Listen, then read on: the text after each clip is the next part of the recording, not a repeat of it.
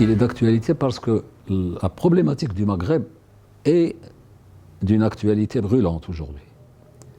On n'a pas besoin de revenir, tout le monde suit l'actualité, mais c'est parce qu'il y a un changement dans les relations internationales et pour la première fois, on a l'impression que ces changements vont dans le sens que ces vents qui ont été toujours contraires, etc., vont être favorables. Parce que le Maroc s'est inscrit toujours dans la posture qui est la posture correcte. C'est-à-dire, il n'a jamais conçu son destin autrement qu'au sein d'un ensemble plus grand qui s'appelle le Maghreb. Et c'est pour ça que le Maroc, à travers sa diplomatie, malgré toutes les difficultés, les dirigeants marocains se sont toujours empêchés d'insulter l'avenir parce que ce qui est plus important pour eux, c'est ce qui va se faire dans l'environnement.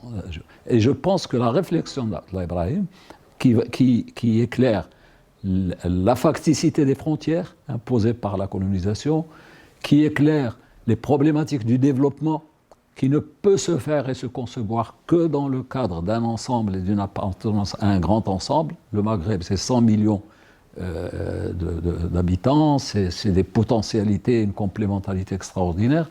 Donc j'ai pensé que c'est à la fois, ça répond à la fois à une attente sur le plan géopolitique, mais aussi à une attente sur le plan socio-économique.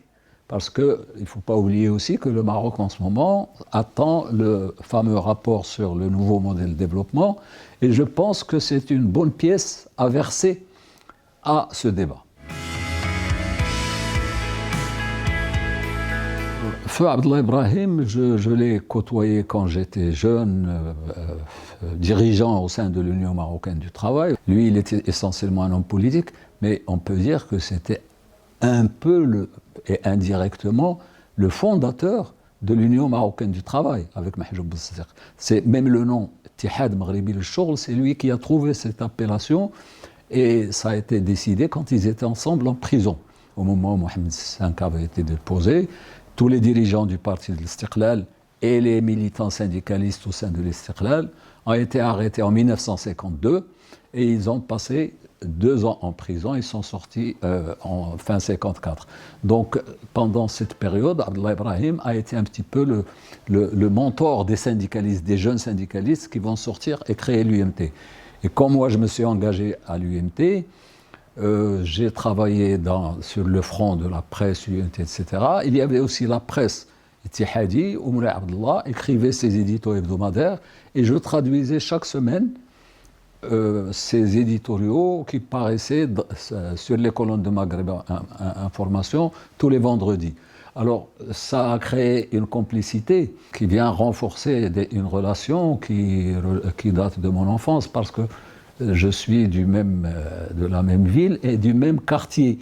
Et j'ai côtoyé la famille Ibrahim quand on était enfant, avec Feu Moulay Zaki qui était son fils aîné, Allah rahmou. On se connaissait depuis l'école Hayat. Donc pour moi, c'était un peu une filiation intellectuelle et une relation intime.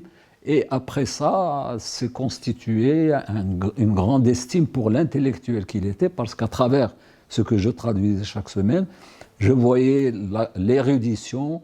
D'ailleurs, l'intérêt de ce livre, il l'a écrit quand il a quitté le gouvernement, on s'attend à ce qu'un homme politique règle ses comptes après l'échec d'une expérience. Abdallah Ibrahim a essayé de répondre à la question de l'échec en essayant de s'inscrire sur le temps long, le long cours, et il a parlé des difficultés et des défis qui se posent au Maroc et au Maghreb à travers 3000 ans.